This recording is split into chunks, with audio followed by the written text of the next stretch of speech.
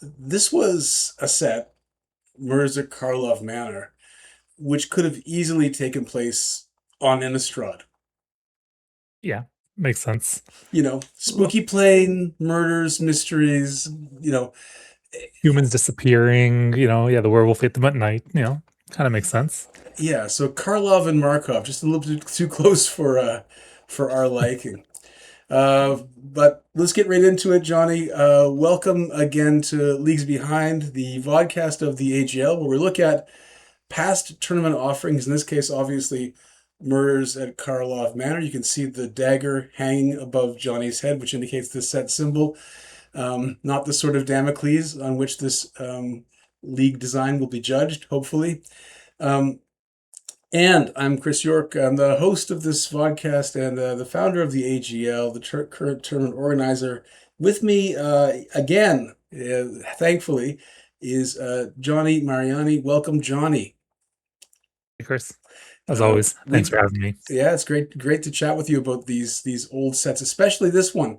This is one that is just on the cusp of leaving my long-term memory. So I think it's good we got to it before it faded. This is an important tournament, and you were on the LC at the time. I don't know how many more leagues there were before you phased out into your quasi-retirement. But I think this was one of the last. Is that correct? Yeah, I guess there are about three more Three more? Okay. after this, depending on maybe two and a half.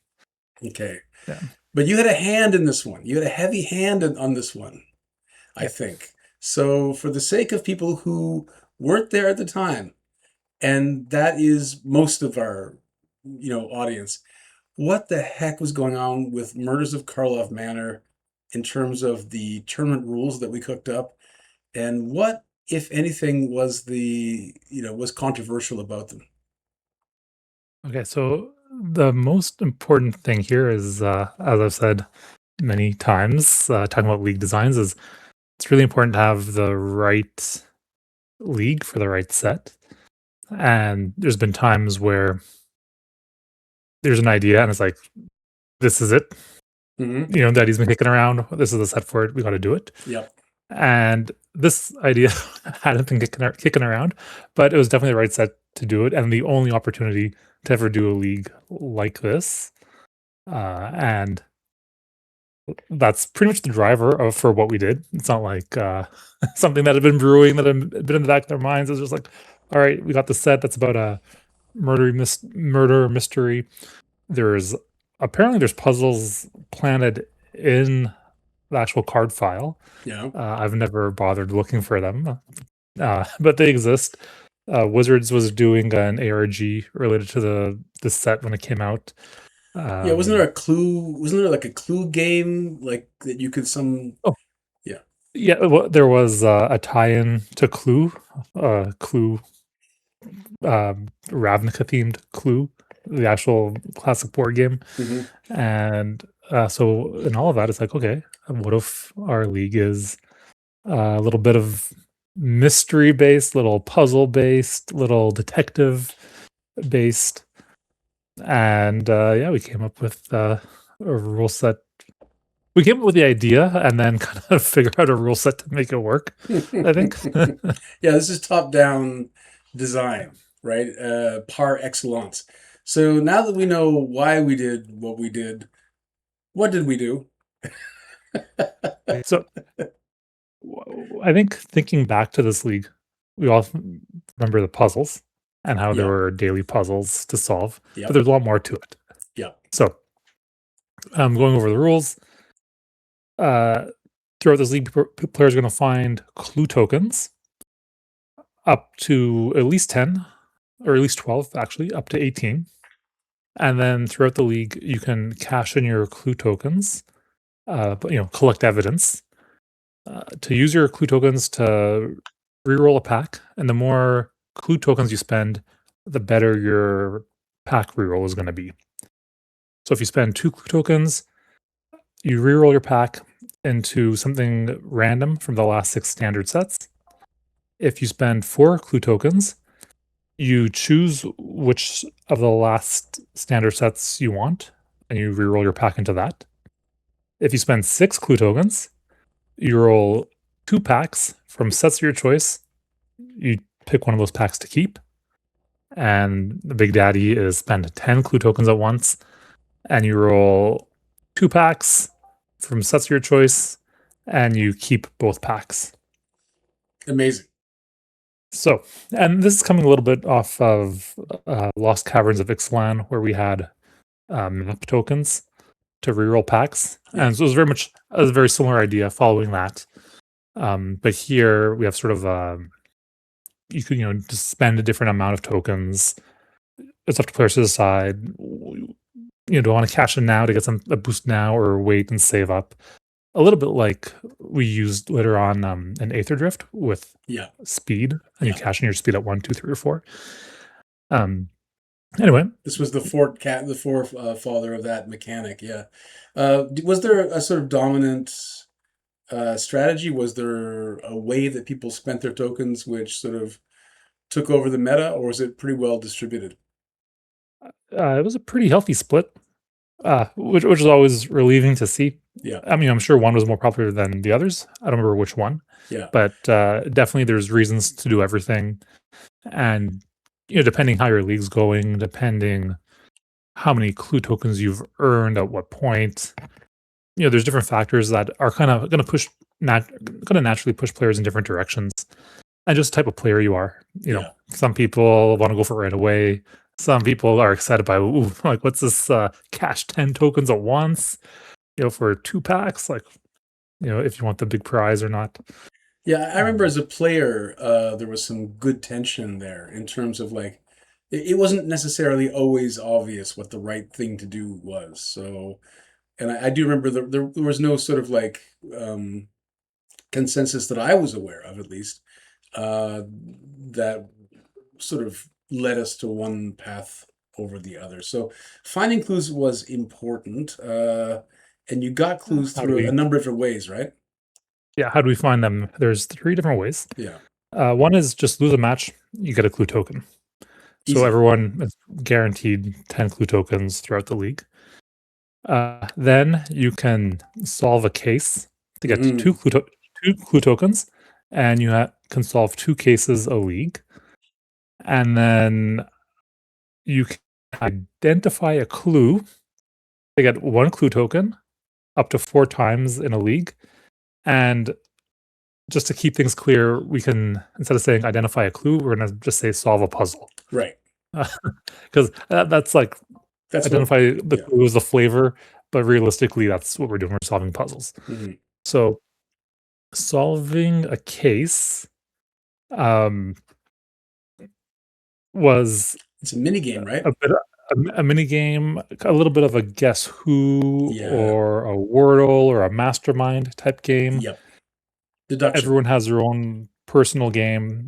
They're interacting with a bot. This was the Rami bot, the Ravnica Agency of Mystical Investigation or something. Was this Steve's work? Um, This sounds like this has Steve written all over it. oh yeah, Yeah. yeah. This is Steve for sure. Hmm. This may have been one of the first kind of custom NPC characters. Obviously, you remember old Rutstein, but this is the league before that. So Rami bot may have been the first one or one of the first ones where after you lose a match, you get a message from Rami bot and you have to guess a card and it'll tell you, okay, you have the right color, but your Hmm. rarity is off, or you need to go higher in mana or lower in power, something like that. And if you're good at using Scryfall searches, you can figure it out and narrow it down. These type of games, you see them like little websites that pop up every once in a while. You know, people get a kick out of them on our server. There's a day where someone's going to post, "Hey, check out this Magic Wordle." People go nuts for it for 2 days, Hmm. put it aside, move on. And so I think this is, kind of something like that. Yeah. Um, and Yeah. just gives everyone their own personal case, their own personal thing to solve. Yeah. That was nice because I felt like in some of these instances, right, like finding clues or solving puzzles, first of all, it relied on a sort of first come, first serve there's a bit of a rush to find them. People were scouring the Discord looking for these puzzles because if they found them first, they had the best chance of solving them first and then getting the individual card prizes. It was a bit of a tragedy of the commons in that way, right? Yep. Everybody needed to compete for a scarce resource, whereas with the mini game, that was just you versus the bot in your DMs, and there was no pressure to because you were guaranteed the reward eventually. It was kind of low pressure, low stakes by comparison to the sort of let's say treasure hunt uh, of finding puzzles on the server. Yeah, kind of make sure that everyone gets something, Hmm. no matter no matter what, even if like the it wasn't that hard too. So if, even if you're not an expert puzzle solver, you can still figure it out. If you're in a weird time zone, you can't participate with everything else. Well, you still have that to do when you want. Yep. And yeah, I think we actually spent a lot of time figuring out the solve a case thing. I think there are a bunch of different ideas and just trying to figure out the implementation and ideas of is like one collective thing or what's the scope of it? Is it any magic card or are we just going to do characters on Ravnica, let's say, or what's the process to solving it? And Yeah. uh yeah, in the end, I think it's good to definitely to earn clues. It's good to have a variety of ways to do it. Yeah. And this was kind of important to the league for that, even though it wasn't like the crux of the league or necessarily the part that people are going to remember or Yeah. remember or discuss that much. So let's talk about the Uh, part that people do yeah. remember. People Okay. remember the puzzle solving as being the major mechanic of this league. I think that it's one thing to say in the abstract and for a very general sense, like we created puzzles for people to solve in the LC because they were privy to the answer or were involved in making them. We're not welcome to join in. It's another thing to talk about the kinds of puzzles that were created and solved so that people really get a sense of what it felt like to play in Murders of Karlov Manor. So, do you have any examples that spring to mind, Johnny, that would sort of like help players who weren't there get the feel for what we were asking our players to do back then? Okay, so there were two types of puzzles. One type was saying, "Here's a puzzle, solve it," Yeah, which we posted daily or twice a day at fixed times. Sometimes just one puzzle, sometimes multiple at once. The simplest ones were what we called emoji rebuses, yeah, where there'll be a wolf and a human and a dog, and you look at it and say, "Oh, that's a werefox or something." sure. That was a pretty bad example, but like, But you get the uh, idea. You get the flavor. you know, here's a horse, here's a man, here's a rose. Okay, it's rose thorn Centaur, centaur, yeah, nice. and then you see that in pretty straightforward. Other ones are more complicated. Um, kind of digging into a bag of tricks of all types of different puzzles. Of here's a riddle. Yeah, Figure it out. What card are we referring to? yeah. Some of them were There's more like oblique. They weren't just literal translations of emojis. They required a bit of interpretation, and sometimes not even just like straight interpretation, but like um, leaps of logic would sometimes be required to solve the there clues. was things like what's the play? Here's a board state. Yeah, What's the play? And then like you have to figure out what like the key card here is. There were some things like there were mathy. There was one puzzle I really liked that someone, I believe Caleb, said like this is feels like my physics homework or something. Um, and yeah, I don't know. There were things like here's a picture of 9 cards. Figure out what the pattern is. Figure out what the 10th card that is missing, Mhm. and that's the solution.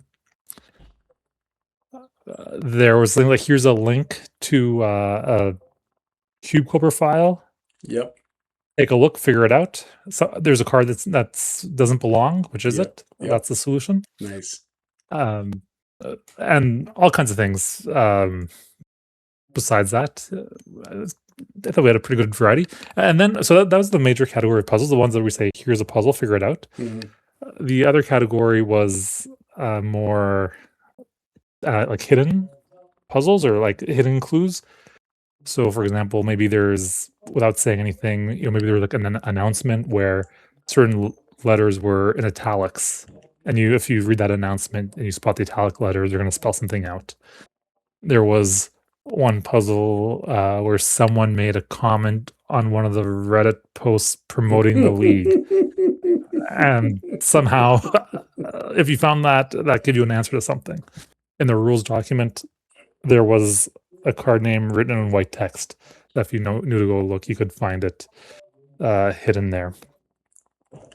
Nice. And so there was this other batch of hidden puzzles all over the place.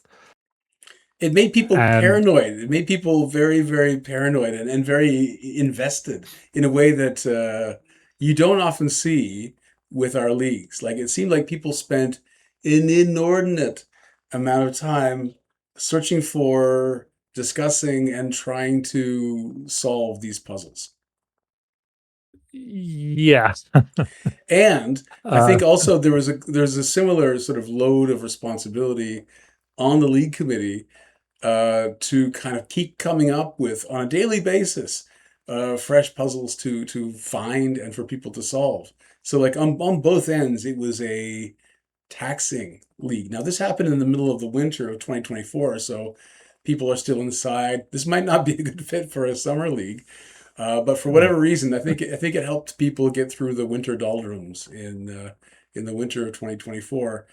And very much a February league. yeah, and I think we hadn't had this sort of big population, let's say, rise in our player base that we have now. So we're probably looking at around 100 people right back then. Hey, can I interrupt you for a second? No. So there's that. It's So one thing you mentioned a I'm not lot sure. taxing on the I'm league not sure we committee. could do what we're doing now, like with 200 people rather than simply 100. It might be more Yeah, taxing. yeah. So it doesn't scale well, Yeah, especially as like each puzzle has a unique solver, yeah, and yeah, if you have twice as many people, you have I guess half as many puzzles, or like creating twice as many puzzles isn't realistic. yeah. Um, One thing that we did that I thought worked out really well, isn't in the rules. I think we maybe thought of it after the league was underway. Um, so each player was allowed to solve up to 4 puzzles, and then they hit the max number of clue tokens. And also, when you solve a puzzle, you get a clue token, and you also, in most cases, get a card because the puzzle solutions tend to be card names. So you get that card.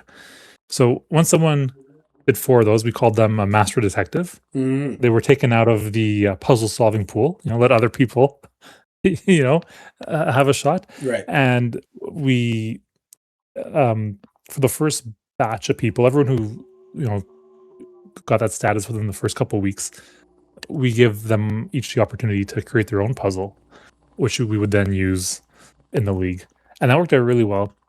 The people who were the best at solving puzzles, who hit the max really quick, are obviously the bigger puzzle fans, and so they're often interested in creating their own puzzle. Yeah, And it was a good way to get different ideas. There were types of puzzles that yeah. people on the league committee had never seen or didn't think of, or use a different part of your brain. And I thought that was really successful, that we kind of outsourced some of that. Yeah, I think And this is where Lotta kind of stepped up and where she became sort of noted for her contributions yep. and sort of set her up for the eventual LC spot. So is my memory failing me? But Yeah, she was. I'm pretty sure the most eager puzzle solver, and she won the league notably. And that's and she was not just good at solving puzzles; she was helping other people solve puzzles, like yes, putting together known information and create a great tracking spreadsheet, like for the community to yeah, use.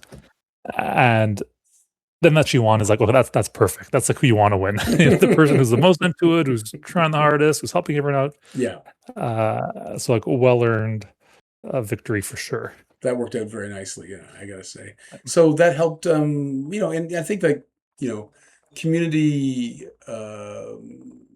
sort of sourcing of puzzle generating and puzzle solving, I think is part of what made this league successful in terms of its points of engagement, right? So there were no factions, there were no teams, but you were all in this kind of strange world together, where you have this mutual need to identify and solve puzzles, and maybe it kind of helped people with their their nerves that they were sort of like missing out on something.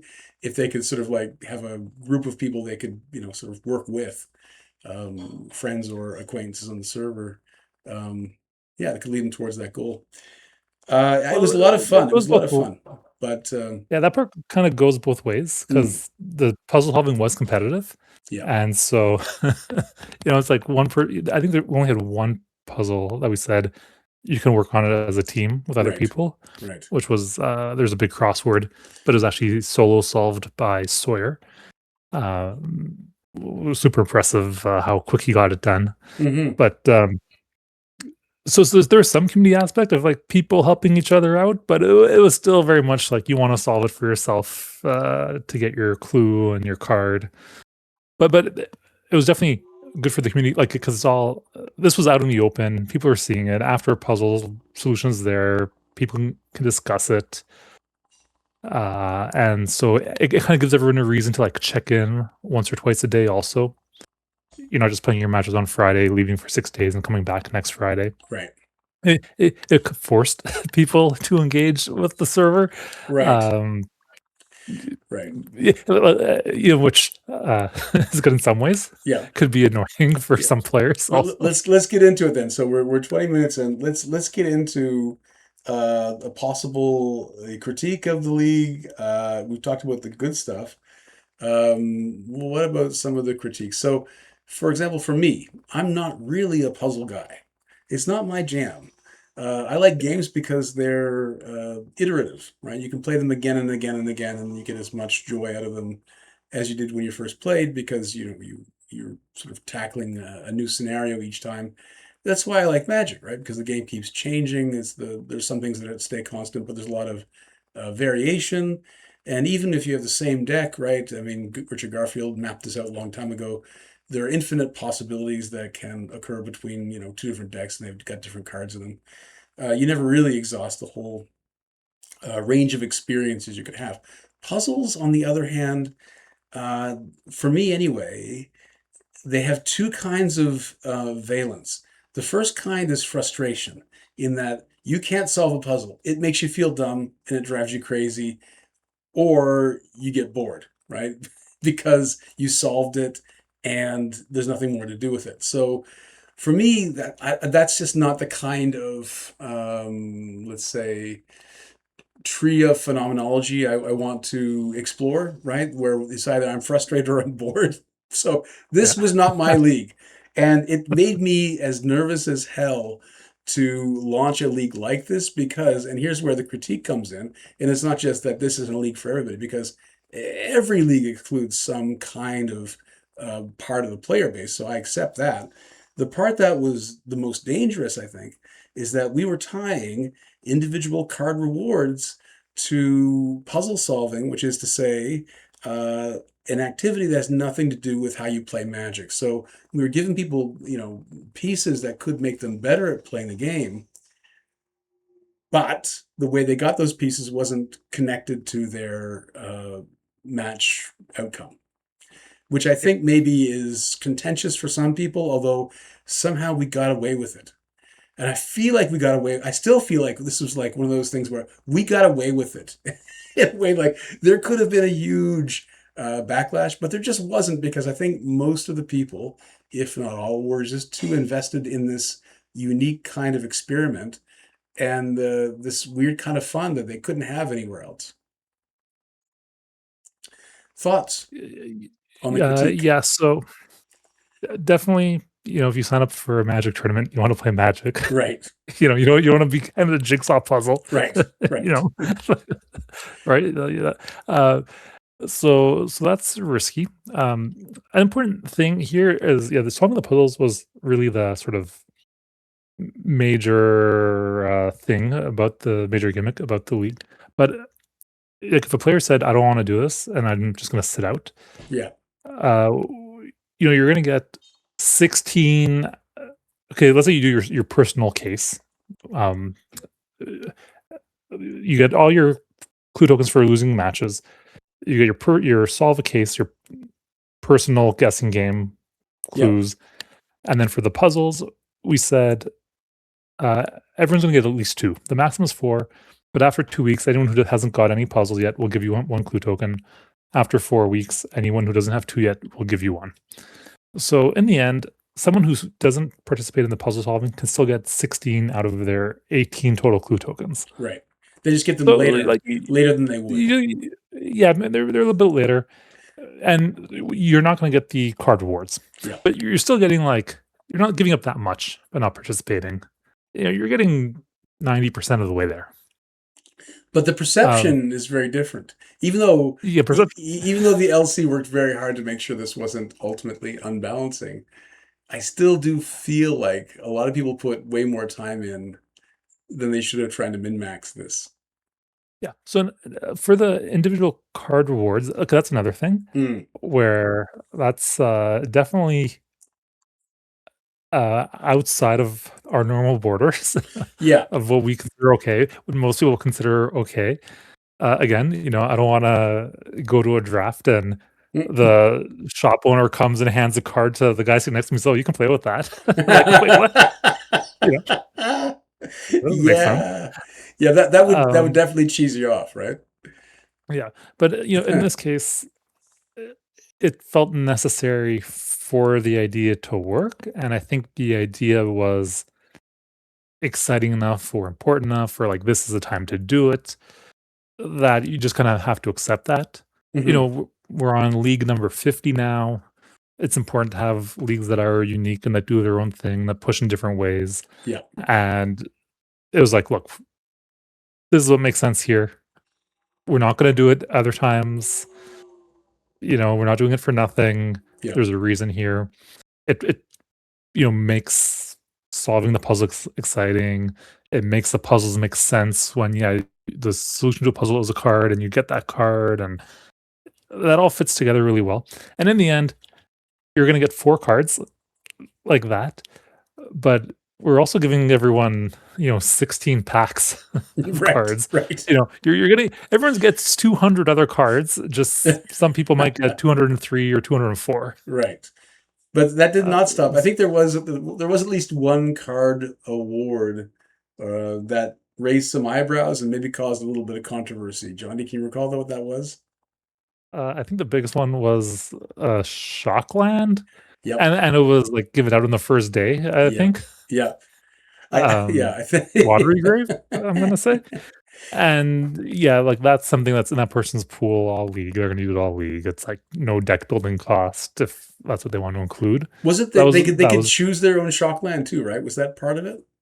Or was it just Watery? It may have been that one was specific, but we did another one where a player got to choose I think a common tap dual land that had a mountain type. The solution was mountain, but obviously the puzzle had a solution of mountain. Yeah. But obviously that's you're not gonna give someone a basic mountain. So he said you can pick a dual land, a tap dual land that's a mountain. Yeah. And that's like quite good, but it's not like game breaking. If your opponent plays it against you, it's not like you're gonna say, "Oh, I lost this game." Yeah, I'm pissed off. I give up. It's pretty mild. Yeah. And most of the card rewards, we try to pick reasonable commons and uncommons, things that are you might play, you might not play. They're not bombs that are taking over the game. Right. And that was a little bit of a balancing act of finding cards that are players want to receive, right? You don't want to give people crap because then they're not going to want to do the puzzles. Yeah. So cards that are like potentially interesting, might make your deck, are going to give you the feeling of satisfaction when you solve the puzzle, but that aren't going to piss off your opponents too much. Well, there's a little balancing act there. Certainly, the problem curation, as always, raises its ugly head. But in terms of like what the first card reward was, I think it was to get people excited about solving puzzles. Right? It's like a bit like throwing chum into the water to get the sharks, in a frenzy. Right? This is sort of like, I think, starting off strong, trying to sell the league's fundamental mechanic is not a bad play, really.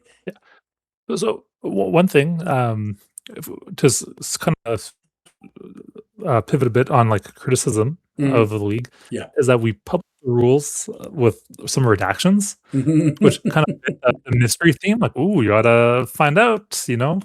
We don't know what's gonna happen. You gotta, stick around and see, or it'll be revealed. And which is a fun idea, but it's tough to say, hey, pay $10, enter this tournament, and then you're going to find out what's going on after. Right, yeah. Because if you give everyone the information up front, they can then make an informed decision. Do you want to participate in this or not? Yeah. And if you do participate, you're acknowledging what it's going to be. Yeah. And then it's on you if you don't like it. It's a bit like, But before you make a decision like that, you want to have full disclosure. Like if so, you propose marriage to somebody, you say like, there is one deep character flaw that I have. I'm not going to tell you before we're married, but you'll find out. Yeah. So that might chill people's enthusiasm for the union, right? In this, but this is obviously, this is less serious, right? This is $10 to join a league. It's a different scale of problem. You might as well. What's the worst that can happen? My analogy was going to be, it's okay if you make a horror movie. It's okay if you make a comedy, but don't make a horror movie and then make the trailer a comedy. Yes, because then no one's going to be happy. But like, I think if you make a horror movie and you tell people, "Hey, this is a horror movie," then good. The people who want that know to see it. The people who want to see comedy know not to walk in the theater. Yeah, and I think that the rules as they were did a good job of setting the tone, and sort of saying this is going to defy your expectations, right? Whatever happens in the next 6 weeks, it's not going to be something you're ready for, because you can't be ready for it. It's just there's going to be stuff going on that is outside of your knowledge, outside of your control, and you're going to have to be okay with that. I think that's fine, right? Like, I guess maybe a better analogy is you're about to enter a haunted house at Halloween, and if I map out for you, right? Okay, the third turn there's going to be a guy in a weird costume and comes out and grabs your ankles. It takes the fun out of it, right? In a way, like, a little bit, yeah. And then, so I think that maybe we had to keep things pretty close to the chest in order for the league's main concept to work.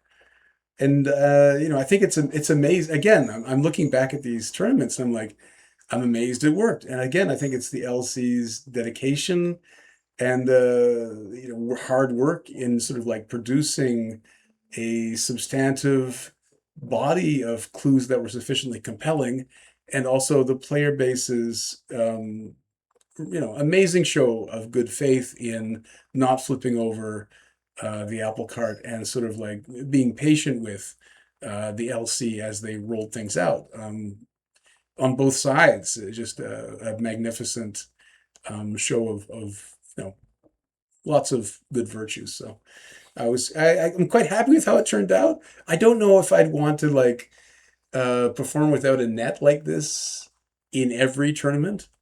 that would be something different entirely. But yeah, that was really tough. That it was so much different than anything else we've done, and there were things that we didn't get right.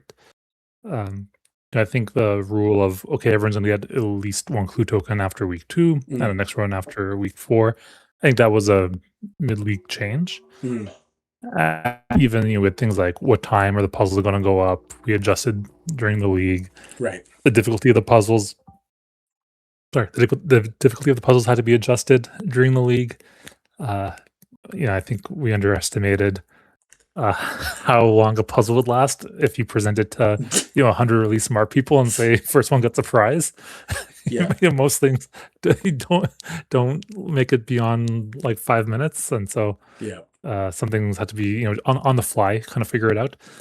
I do Um, think there was some pushback yeah. in terms of like making some of the puzzle drops more EU friendly, right? So this was when we're sort of like becoming sort of more widespreadly global in terms of like where our players were coming from. And if I remember correctly, we did have to start spacing out the puzzle drops to make it fair for people in different time zones. Yeah, and that's pretty tough too, because and even people in like a certain time zone, just like, yeah, I finished work at, we said puzzles are going up at 5 o'clock and noon, Mm, because that's, you know, very personally, like, for me, who's doing most of the puzzle posting, right. I know I'm available every day at noon and 5 o'clock. Yeah. I can't say I'm going to be available at 8 o'clock. Yeah. But then you don't know who's like, hey, 5 o'clock's my busiest time at work. I can never, ever Hmm. look at my phone or be in front of a computer, Yeah. So and that means there's that. Sorry, go on. Go ahead. yeah, and just some people are kind of naturally going to be alienated, just like what your availability is. People who have Slack office jobs and work from home, yeah, whatever, no problem. I can, well, be there at 5, I'd be there at noon, but that's just not the reality for everyone. And definitely the challenge of like, we're not all in the same room playing cards together. Everyone plays their 5 matches a week when they can, when they want. Hmm. That convenience is built into our league, in all our leagues. But this league specifically said, sorry, to participate, you have to be available weekdays at 5 or certain days at noon. Yeah, and that put us in And there's no good a answer to that. no, there isn't. That's right. So it put us in a very difficult position because we had to make the puzzle mechanic both matter and not matter. Right? It had to matter enough that people would actually be interested in solving the puzzles and engage with the mechanic, but it couldn't matter so much that not participating in it would make you severely disadvantaged in the tournament. So that's a very fine line to walk. And yeah, it's within this very inelegant design space, I think we came up with the one of the better versions of the execution that we could have. And then, Yeah. yeah, And something like, well, we're going to do the puzzles, we're going to rotate the times throughout the week. That might help some people. It's going to other people, it's going to be confusing. Wait, what time is it today, or what? Or yeah, there's value in being regular every day versus the value at trying different times for different people. But or you pick the time that's the best for the most people, or try to have a ton, times cover every single person. But who knows? We've put a puzzle at 2 a.m. It's good for like, you know, 5 people, but what hmm about the other 90? yeah. And there's no right answer, unfortunately. All right, so Johnny, let's get to the meat and bones of this podcast. If we were going to do this again today, and if this mechanic were to make a comeback somehow, this finding clues, solving cases, collecting evidence, sort of constellation of mechanics, what would you do differently this time around? Okay, so first of all, this can't come back. This was a one shot. It was over Never say never. Never say unless never. there's murders at Karlov Matter 2, which we know for a fact was going to make this. That was a failure. Wasn't it the You first of the know, play booster era? yeah, Was the first play this booster. was the first play Yeah, booster? that's the Soft detail about this launch. league too. That This was a soft launch, I think, for the play booster era. yeah, The, but that's in the rules that, hey, we're using play boosters for this league. Here's the composition, and we're moving to that. And that was something that's heavily discussed too. Do we try to make our own boosters? Do we limit it to one rare? A discussion that's still ongoing. well, with the Hobbit, um, interestingly, right? This is our spoiler time. Uh, we are sort of adding on to that set to sort of fill it out a little bit. So yeah, we are making still additions to, and sometimes making our, with your build a set league entirely new constellations of cards. So yeah, that is still an ongoing discussion. How to improve on the products that Wizards offers. So yeah, still on ongoing discussion. But so you say we would never do this again. I think that's a bit strong. I think we could. There's got to be. I mean, you could have this again happen in a small way. I think as a little cherry on top of the cake, sort Maybe of in Plane Chase. throwback. Yeah, maybe in Plane Chase, right? Yeah. That's where ideas go that cannot sustain 6-week tournament experiences. Actually, I made a pitch for the Hobbit League, and one of the weeks was Riddles in the Dark, and so it was going to be the puzzle week. So yeah, I could come back in very specific cases. Very specific cases. But so you're Yeah. saying that basically we don't need to improve on the mechanic because the mechanic is not going to come back. Well, it's still worth discussing. Okay. Just 'cause it's there's a it has value still in other ways. Sure. So like, Academically, it still is of Yeah. interest. Yeah. well, like the clue tokens, I think worked well. Yeah, I don't like pack rerolls as a league mechanic, but a lot of people do, and it worked the way we did it here. You have a currency, you choose your levels, you have that tension. Do I reroll this pack now, or do I get a better effect if I wait for a later pack?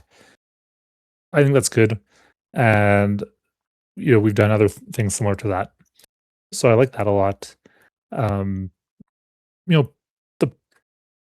the personal case, was what it was. It was fine and fit with the rest of the league. The solving puzzles, for me, we adapted, we adjusted. I'm pretty happy how it turned out. Mhm. The one thing is for the hidden or the unannounced puzzles.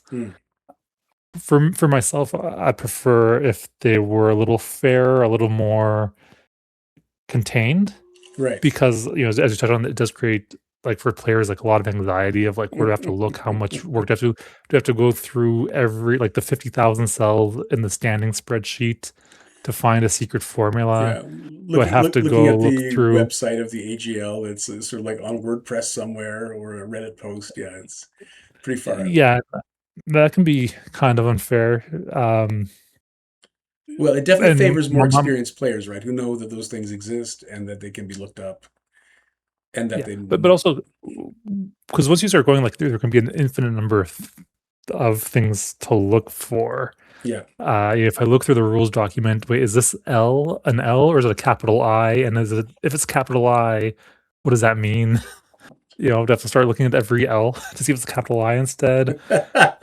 And yeah, like, I could make up any number of things on the spot, and when you have all those players who are trying to do this competitively, uh, you're gonna have people go down rabbit holes.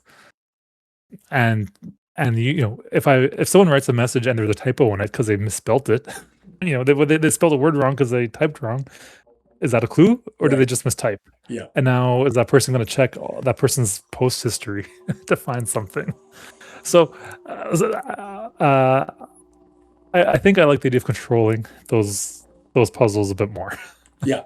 Yeah. So maybe like having the bounce set. having them appear in one place at a certain time, maybe even like setting up a bot to drop them routinely instead of like relying on you to have your lunch break and your after work time to Or- fit with most people's schedules. Right. Well, it's more. I think the open puzzles where you said this is a puzzle, I think that worked pretty well. But it's more the hidden puzzles Hmm. that I think could be a little fairer, a little more controlled. Yeah. We try to do a little bit, Yeah. give hints to what was out there. But otherwise, besides that, pretty happy with how the whole league went. Yeah. Um, Me too. it's one of Extremely. those things. Hey, there's an idea. Let's try it. This might be a disaster, and it wasn't a disaster. Yeah. That's the verdict. Like, It wasn't a disaster. Yeah, Whereas a Karlov I mean, and if it was good, some people love it. I know some people, it's their favorite league. Yep. It's definitely a memorable one. And That's what I wanted as to say. Like on the positive side of things, you're talking about things that we do differently. But I think that some people got sort of deep, special dopamine hits when they found the clues that were hidden. When they solved those puzzles that they didn't even suspect existed, and that was huge. And to the point, you know, murders at Karlov Manor. During our recent LC search for permanent and guest designers, one of the questions was, "What's your favorite league?" Murders at Karlov Manor still pops up for those old heads who were around for it, which is kind of crazy when you think about how wacky this league was and the fact that it ran 2.5 years ago. So yeah, I think that speaks to its sort of enduring likability, if nothing else. and something we've touched on a few times in the past is it'd be better that uh, five people hate it Yeah. and five people love it, five people hate it, instead of 10 people are okay with it. And you were last time we spoke was about Cons of Tarkir League. I'm like, it was a little plain and no one remembers it, no one cares.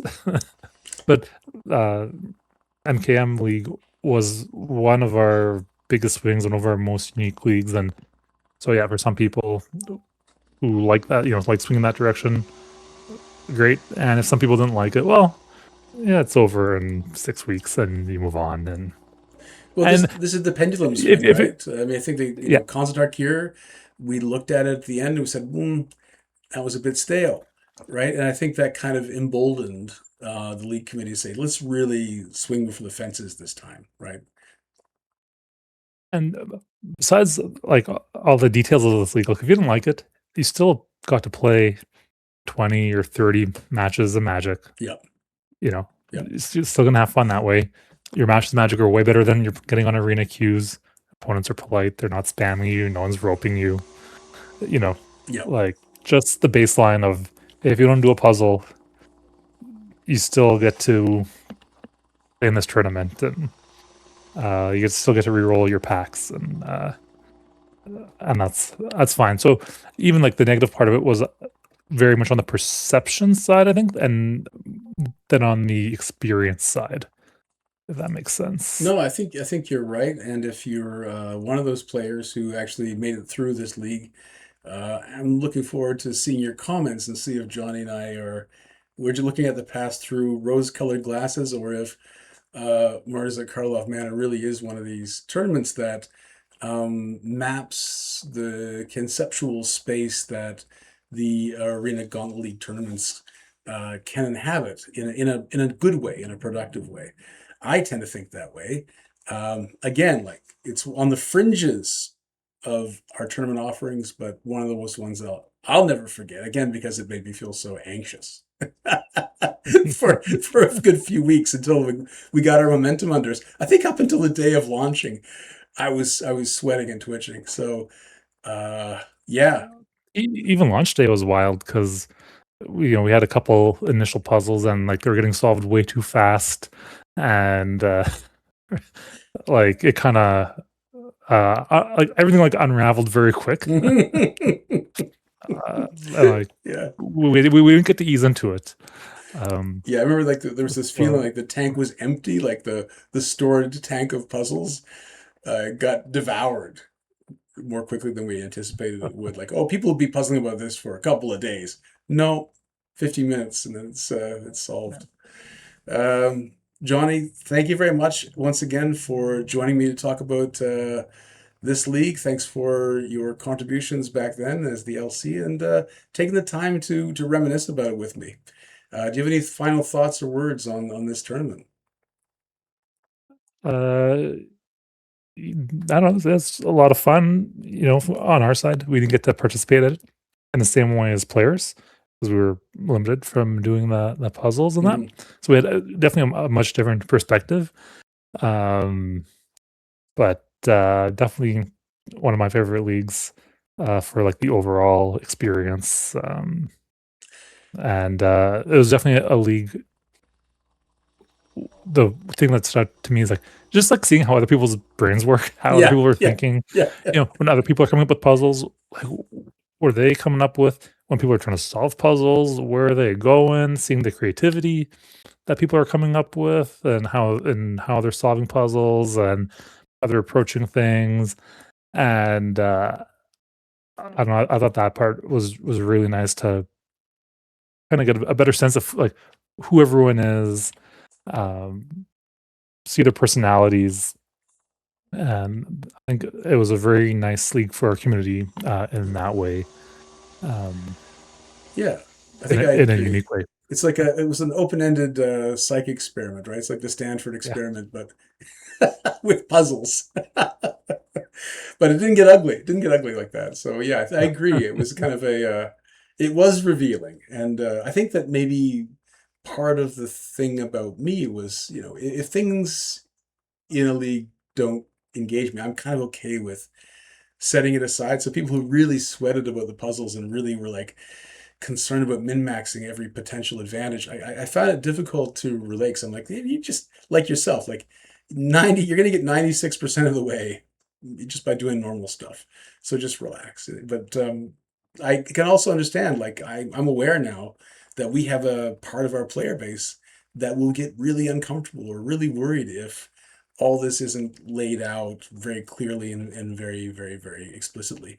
But I do think, like, part of the burden of being on the LC or being a TO is that you're the dungeon master, right? You are planning levels for people. You're going to put them through the paces, and they have to trust you that you're going to put them through paces that are fun, that are interesting, that are going to make them experience in a new way, right? So I think that, you know, we did that.